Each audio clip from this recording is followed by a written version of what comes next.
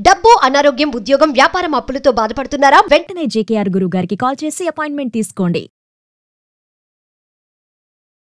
రమ్మగారు, మనం గతంలో కొన్ని అమ్మవారి కథల గురించి చెప్పుకున్నాం. ప్రేక్షకుల నుంచి కూడా చాలా మంచి రెస్పాన్స్ వచ్చింది. ఇలాంటి కథలు ఇంకొంచెం మరికొన్ని చెప్పించండి అనేసి. అంటే మనకి ఆన్ స్క్రీన్ మీదే కాదు, తర్వాత బయట కూడా నన్ను చాలామంది అడిగారు, రమ్మగారితో ఇలాంటి స్టోరీస్ చెప్పించండి, చాలా బాగున్నాయి అనేసని.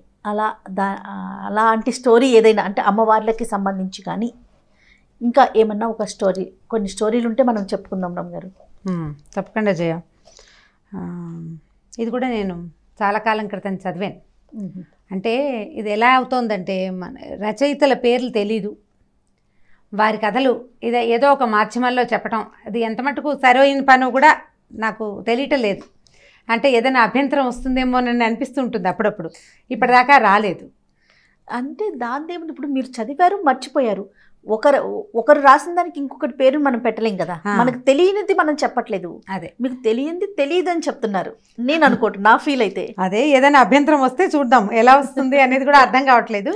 మీరు నాకు ఒకరు వ్యూవరే అడిగారనమాట నన్ను, మీరు వాళ్ళ కథలు చెప్పేస్తున్నారు కదా, వాళ్ళు అంటే మిమ్మల్ని అడగరా, అదేంటి మా కథలు మీరు చెప్పుకుంటున్నారండి. నేను నా సొంత కథని చెప్పుకోవట్లేదు కదా, ఇది ఏ కథలు నా సొంతం కాదనే కదా చెప్తున్నాము. అంటే ప్రజలకు అందించడానికి ఎలాంటిదైనా చేయొచ్చని అనిపిస్తుంది. మరి చూద్దాం, ఏదైనా అలాంటిది. వక్రీకరించట్లేదు ఇక్కడ మనం వ్యక్తులను కానీ సంస్థల్ని కానీ లేకుంటే కమ్యూనిటీస్ని కానీ వక్రీకరించట్లేదు, ఉన్న మంచిని చెప్పుకుంటున్నాం కదా. అదే అదే చూద్దాం, మీరు అన్నట్లుగా అలాగే అనుకోవాలని అనిపిస్తుంది. ఏదైనా చిన్న తేడా వస్తే అప్పుడు ఇక చూడాలన్నమాట దాని మీద ఎట్లా చేయాలి అని. అయితే ఇది చాలా కాలం క్రితం చదివిన కథే జయ. బహుశా నా ఎర్లీ కాలేజ్ డేస్ అయి ఉంటుంది. పాతకాలపు కథ అనమాట. ఒక బ్రాహ్మడి కథే ఇది కూడా. మామూలుగా ఈ దేవుడు బ్రాహ్మడు కనెక్ట్ అయ్యి ఉంటారా అని అడుగుతుంటారు. మీరందరూ బ్రాహ్మణ పేర్లు ఎందుకు చెప్తారు అని కూడా ఒకళ్ళిద్దరు అడిగారు. అలాంటి ప్రశ్నలు కూడా వస్తాయి. అంటే నేను కనెక్ట్ చేయలేదు, ఆ కథలు అట్లా దొరికినాయి, నేను ఆ రకంగా చదివాను. సో ఎలా చదివానో అలాగే చెప్పాలనుకుంటున్నాను. ఇప్పుడు దాన్ని మార్చడానికి నేనెవరిని? రచయిత ఒకటి చెప్పినప్పుడు ఆ కథ నేను చదివాను, నేను ఇంప్రెస్ అయ్యాను, అది మంచి కథ, ఆ విషయాన్ని ఇంకొకరికి చెప్పాలంటే నేను మార్చేయకూడదు కదా. ఇప్పుడు కథనంలో మార్పు ఉండొచ్చు కానీ ఫ్రేమ్ మార్చే అవకాశం నాకు లేదు. ఎవరైనా సరే ఎవరు నేరేట్ చేసినా అలాగే చేయాలి. ఈ రోజులకి సరిపడా వేరొకరి కథని నేను మార్చేయలేను. నా కథ అయితే నేను ఏదో మార్చుకుంటాను అనుకోండి. అప్పుడు ఆ కాలంలోనట కలరా ఒకటి, మసూచి ఒకటి బాగా విపరీతంగా ఉండేవి. అది ఎలా వచ్చేది, కొంతమందికి తగ్గేది కూడా, కొంతమంది మరణించేవారు. వీళ్ళు మరణించటము తగ్గటము అవన్నీ కూడా వాళ్ళ శారీరక స్థితిగతుల్ని బట్టి కదా. వాళ్ళు హెల్తీగా ఉన్నారనుకో తట్టుకుని ఆగలిగే వాళ్ళు మెల్లిగా మాకు వినైనా ఏదో మంది ఇచ్చేవారు. ఆ మందు కరెక్ట్ టైంకి కనుక డోస్ పడితే తగ్గి కూడా కొన్ని స్టోరీస్లో కానీ లేదా మూవీస్లో కూడా చూసాను. కొన్ని రాజ్యాలు పోయేవి. ప్లేగ్ వచ్చిన ప్లేగు కలరా వల్ల మసూచి వల్ల పోయేవి. అయితే ఏమైందంటే కుష్టు వ్యాధితోటి కమ్యూనిటీ అంటే కొంతమంది కొన్ని ఇళ్లలో వచ్చేందుకు అవకాశం ఉంది, ఊరంతా పోదు. ఇవేంటంటే అంటువ్యాధులు స్ప్రెడ్ అయిపోతాయి, నీటితోటి గాలితోటి స్ప్రెడ్ అయిపోతాయి. అయితే ఒక ఊళ్ళో మసూచి ఉంది, ఊళ్ళంతా నడుస్తుంది. అయితే ఆ ఊరిలో ఒక మోతుబరి అనకూడదు కానీ ఒక మాదిరి బ్రాహ్మణ కుటుంబం ఉంది. అయితే ఆయన ఊరంతా మహాగగ్గోలుగా ఉంది, చాలా భయంకరంగా ఉన్నాయి పరిస్థితి. పెద్దమ్మవారు గడ్డలు. అంటే ఇప్పుడు మనం చికెన్ పాక్స్ అని చెప్తాం కదా, అమ్మవారు అంటాం, చిన్న అమ్మవారు అంటారు, దాన్ని పెద్దమ్మవారు అంటారు. మసూచి అంటే సూచికం, స్ఫోటకం మచ్చలు అంటారు. అది గుంటలాగా పడిపోతుంది అనమాట. అయితే ఈ మసూచి ఊరంతా ఉంది.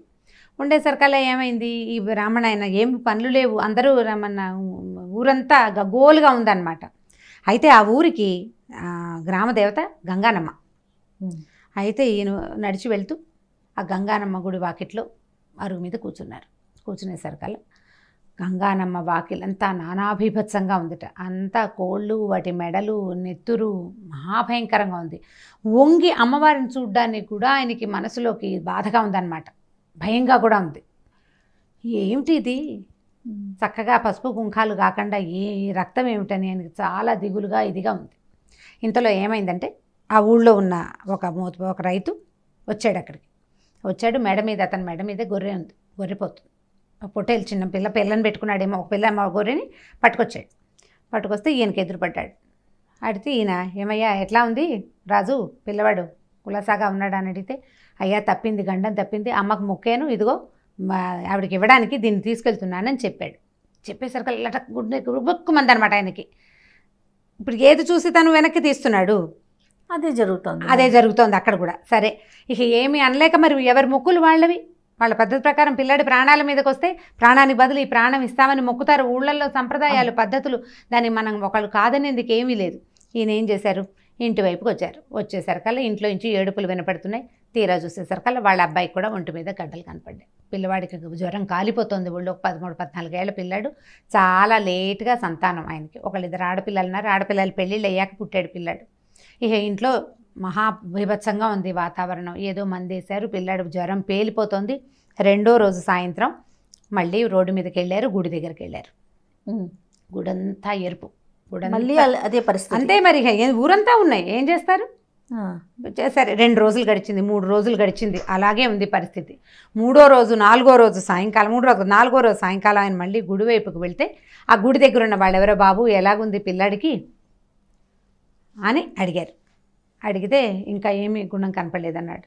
మా వాడికి ఇలాగే ఉంటే ఎరుపేస్తానని మొక్కున్నాను బాబు, కాస్త తేడా కనపడింది, ఏం చేస్తావో నువ్వు అని ఆ ముసలావిడ చెప్పింది. చెప్పేసరికల్లా ఈయన ఏం చేశారు, ఆయనకు లోపల లటకమంటుంది, ఏం చేయాలో తెలియటం లేదు. ఊరంతా మొక్కులేమో కనపడుతున్నాయి. వంగి ఆ గుడి లోపలికి చూశారు. చూసేసరికల్లా అమ్మవారు గంగానమ్మ నవ్వు మొహం పెట్టిందిట ఈయన చూసి. ఎరుపు వేస్తావా బ్రాహ్మడా అని అడిగింది. అడిగేసరికి ఈయన ఏం చేస్తాడు, ఒక్కగానొక్క పిల్లాడు, ఈయన పెద్దవారు అయ్యారు, ఆడపిల్లలు పెళ్ళిళ్ళు అయిపోయినాయి, పిల్లవాడికి ప్రాణాల మీదకుంది, ఏమో ఎటుపోతుందో చేద్దాం, ఏం చెయ్యాలి. తల ఆడిచ్చాడు. ఆడిచ్చారు. ఆడిచ్చేసి వచ్చేశారు. రెండో రోజు సాయంత్రానికి జ్వరం జారింది. మెల్లిగా పిల్లాడు అమ్మ అన్నాడు, కాస్త మామూలు దాంట్లో పడ్డాడు, జ్వరం జారింది, పొక్కులు నెమ్మదించినాయి. పిల్లవాడు మెల్లిగా తర్వాత 7వ రోజుకో 6వ రోజుకో స్నానం చేయించారు, బాగుంది. ఇప్పుడు వచ్చింది అసలు సమస్య. మొక్కు తీర్చొద్దు, మొక్కు తీర్చాలి కదా. ఇన్ని రోజులు ఆయన వాకిట్లోకి వెళ్ళాల, గంగానమ్మ దగ్గరికి వెళ్ళలేదు. ఊరంతా కొద్దిగా సద్దుమణుగుతోంది, మెల్లిగా తగ్గుతుంటే సరే ఒకనాటి సాయంకాలం మొక్కు తీర్చడానికి సిద్ధపడి ఈయన అన్ని సంబారాలు సమకూర్చుకుని అమ్మవారి గుడికి గంగానమ్మకి ఎదురుకుండా వెళ్ళారు. ఈయన చూసేసరికల్లా ఆవిడ నవ్వింది. తెచ్చావా బ్రాహ్మడా ఎరుపు అని అడిగింది. అడిగితే ఆయన నవ్వాడు గుంభనగా. తెచ్చానమ్మా, తెచ్చాను అని చెప్పి సంచులేంచి ఒక ఎర్ర చీర, గుప్పెడి దోశల నిండా ఎర్రటి గాజులు, ఇంత కుంకుమ, ఇన్ని మందారాలు తెచ్చి పాదాల దగ్గర పెట్టాడు. బా, ఆవిడ నవ్వింది గంగానమ్మ. ఆవిడకి తెలుసు, నువ్వు ఎరుపు అడిగాను నేను. ఎరుపంటే నెత్తురేనా, వాళ్ళ ఎరుపది, ఈయన ఎరుపిది. అది ఇచ్చి వెనక్కి వచ్చేసాడనమాట. ఇంతే కథ. ఇది ఒక పేజీన్నరే ఉంటుంది. ఓకే, కనీసం నేను 16-17 ఏళ్ల వయసులో చదువుకుంటాను. అది ఎంత పట్టుకుందంటే, గంగానమ్మ నవ్వటం అంటే ఎలా నవ్వుతారు దేవుళ్ళు. నాకు కూడా అనుభవం ఉంది ఈ విషయంలో. విగ్రహం నాతోటి మాట్లాడడం నాకు కూడా తెలుసు. ఆ చిన్నతనంలో తెలియలేదు చెయ్య. అప్పుడు నేను ఈ కథ చదివినాడు. ఆ అమ్మవారు గంగానమ్మ అంటే సాధారణంగా కన్ను ముక్కు చెవి పెట్టిన సాధారణ విగ్రహంగా ఉండదు. సాధారణంగా ఒక బండరాయి, నాలుకో ముక్కో కన్నో ఒక రూపానికి ఏర్పరిచిన అమ్మవారుగానే ఉంటుంది. అందులోంచి ఒక నవ్వు బ్రాహ్మడికి కనపడిందంటే ఆయన ఎంత తదేక దృష్టి కలిగి ఉంటాడు. ఆ ఉన్న దాని మీద అక్కడ ఒక మూర్తిని, ఒక తల్లిని భావించగలిగాడంటే ఎంత భక్తి తత్పరత, ఎంత తదేక దృష్టి. ఇందులో మాతృమూర్తిని, ఒక అమ్మవారిని చూడగలిగాడంటే ఆయన ఎంత భక్తిపరుడు. ఆ వయసుకి నాకు ఎట్లా చూశాడు, ఆవిడ ఎలా నవ్వింది అని అనిపించేది. బాగా నేను పెద్దయ్యాక, నాకు కూడా భక్తిభావం ఎక్కువయ్యాక ఈయన నన్ను చూసి నవ్వుతున్నాడు, నన్ను పలకరిస్తున్నాడు అని నేను తెలుసుకోగలిగాను. అది తెలుసుకున్నాక ఈ కథలో వాళ్ళు చెప్పదలుచుకుంది ఒట్టి ఎరుపే కాదు, భగవంతుణ్ణి చూడగలగటం అనేది ఒక భావం గట్టిగా ఉందని నేను నమ్మాను. అది వెళ్తే ఒక దేవాలయానికి వెళ్తే అమ్మవారు ముభావంగా ఉందా, నవ్విందా అనేది పరిశీలించే బుద్ధి నాకు తర్వాత అలవడింది. నేను అలాగే చూస్తాను. ఆవిడ ఎలా ఉన్నారు, ఆవిడ ఏ మూడ్లో ఉంది, వచ్చావా అన్నట్టు పెట్టిందా, నువ్వు నా దగ్గరికి రాలేదు, వాళ్ళ ఇంటికి వస్తూ నన్ను చూడడానికి వచ్చావు, అలాంటి భావన నాకు చూపించింది చాలాసార్లు. అద్భుతం. అంటే నా బుద్ధి దాని అంత లయం అవ్వడానికి అవకాశం వచ్చిందనమాట. దానికి దోహదపడినవి ఇలాంటి కథలు చాలా ఉన్నాయి. ఇలా చూడొచ్చు, ఇలా తెలుసుకోవచ్చు. మనం ఒక దారి వెంట వెళ్తాం. ఏదైనా ఎలా నేర్చుకుంటాం మనం? మన ముందు ఉన్న ఒరవడిని చూసే కదా. ఖచ్చితంగా. మనకే కొంతమందికి బలమైన భావాలు మనసులో కలుగుతాయి. భావజాలం అంటే తీవ్రమైన భావజాలం కొంతమందికి ఒరిజినల్గానే లోపలే పుడుతుంది. అట్లా లోపలే తీవ్రమైన భావజాలం పుట్టి భక్తులుగా మారిన వాళ్ళు పెద్ద పెద్దవాళ్ళు, ఇప్పుడు మన త్యాగరాజుల వారు కానీ, మన అన్నమాచార్యుల వారు కానీ, వాళ్ళకి బలమైన భావనలు, ప్రగాఢమైన భావనలు, వాటిని బయటికి వ్యక్తీకరించడానికి వాళ్ళకి మంచి భాష, వ్యక్తీకరణకి వాళ్ళకి ఒక సాధనం దొరికింది. ప్రతి వాళ్ళకి అంత బలమైన భావన ఉండదు, కొంత ఉంటుంది భావన, కొద్దిగా ఉంటుంది. ఈ కొద్దిది ముందు వాళ్ళని చూసి మనం దాంట్లోకి వెళ్తాం. నేను అందులోకి వెళ్ళడానికి ఇలాంటి కథలు బాగా దోహదపడ్డాయని నేను అనుకుంటా. దుర్గాదాస్ కథ ఒకటి, అవును. తర్వాత ఇది రెండో కథ. దీని తర్వాతే నేను ఆ మంత్రం కథ చదివాను. మంత్రం కథ నేను బాగా పెద్ద అయ్యాక, నాకు 25-30 ఏళ్ళు వచ్చాకే. ఇవి నేను చిన్న వయసులో చదివినవి అనమాట. మేము మా ఊర్లో, మా పక్క ఊర్లో అంటే మా ముత్తాత గారు ప్రతిష్ఠ చేసిన నరసింహస్వామి దేవాలయం ఉంది. నేను ఎంతసేపు అక్కడికి వెళ్ళి ఆయన చూస్తున్నాడా లేదా అని చూస్తుండేదాన్ని. ఆ వయసులో నాకు అలా అనిపించేది అనమాట. ఆయన చూస్తున్నారా, ఆయన చూస్తున్నాడా లేదా, ఏదైనా నాకు చెప్పడానికి ట్రై చేస్తున్నాడేమో చూడాలనిపించేది. స్టోరీలు చదవటం, కథలు చదవటం వల్ల అది వెతకడానికి ప్రయత్నం చేసేదాన్ని. ఎప్పుడు ఆంజనేయ స్వామిని చూసినప్పుడు ఈయన ఏమైనా చెప్తున్నాడా మనకి, నేను ఎక్కడైనా మిస్ అయిపోతున్నానా అంటే ఎక్కడ మిస్ అయిపోతున్నానా అని కాదు, అసలు ఆయన ఏమైనా చెప్పదలుచుకున్నాడా, నేను ఆయన్ని తెలుసుకోగలుగుతున్నానా లేదా అని. క్రమంగా వయసు వచ్చే కొందికి తెలిసింది. ఇప్పుడు ఇలాంటి కథలతోటి మనం పిల్లలకి సాధారణంగా ఇది చెప్పచ్చు. 10 ఏళ్ల లోపల పిల్లలు కాదు, ఒక 15-18 ఏళ్ల పిల్లలకి, పెద్ద పిల్లలకి 25 ఏళ్ల పిల్లలు కూడా, అంటే ఆ పెద్దవాళ్ళు కూడా ఈ కథ తెలుసుకోవచ్చు. భక్తికి రకరకాల మార్గాలలో ఇదొక మార్గం. ఇది నా ఫేవరెట్ కథల్లో ఈ కథ కూడా ఎప్పుడూ నేను తలుచుకుంటూ ఉంటానన్నమాట. ఎరుపు ఇవ్వటం అంటే నీకు తెలిసిందే నీకు తెలిసిందే కాదు, అమ్మవారికి ఇంకో ఎరుపు కూడా కావాలి. అదేమిటో నీకు తెలీదు, ఎవరికి ఏది తెలిస్తే అది ఇష్టం. ఇప్పుడు మనం ఏం చేస్తాం, మన ఇంట్లో అన్నం వండుకుంటాము, అన్నం వండుకుని నైవేద్యం పెడతారు, ఓ బెల్లం ముక్కేసి మేము అలాగే పెట్టుకుంటాం. దాని మీద నెయ్యి వేయటం, బెల్లం ముక్కేసి పెడతాం. పర్వదినాల్లో కొంచెం పెసరపప్పు వేసి వండి పెడతాం. ఒకళ్ళు పాయసం చేస్తారు, ఒకళ్ళు పొంగల్ చేస్తారు, ఒకళ్ళు అదేదో. అసలు ఆవిడకి ఏమి ఇష్టమో నీకు తెలుసా?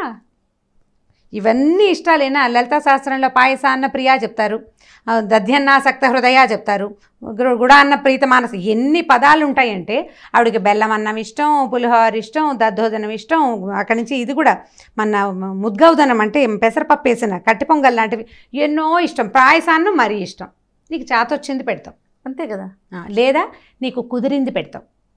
మీ ఇంట్లో ఏది ఉంటే అది అందుబాటులో ఉన్నది, ఏమీ లేకపోతే ఒక నిమ్మకాయ పెట్టి ఒక దండం పెడతాం.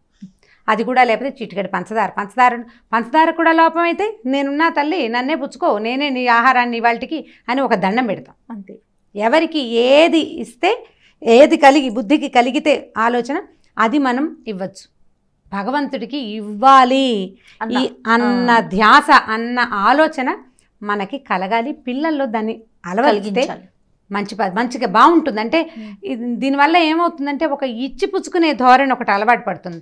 మనం ఏమనుకుంటామంటే, హేతువాదులు వాళ్ళు చెప్తారు, ఆయనకి ఏదైనా లంచం ఇచ్చి నువ్వు తీసుకుంటున్నావా? దేవుడికి లంచం ఇవ్వటం కాదు, లంచం ఇవ్వటం అనేది వేరే కదా. దేవుడు నేనేమీ చదవకుండా నీకు కొబ్బరికాయ కొడతాను, నన్ను పాస్ చేయించు అని అడిగితే లంచం కదా. నా ప్రయత్నం నేను చేశాను. మా ఇంట్లో ఓ కొబ్బరికాయ అయింది, నీకు ఆ కొబ్బరికాయ కొడతాను.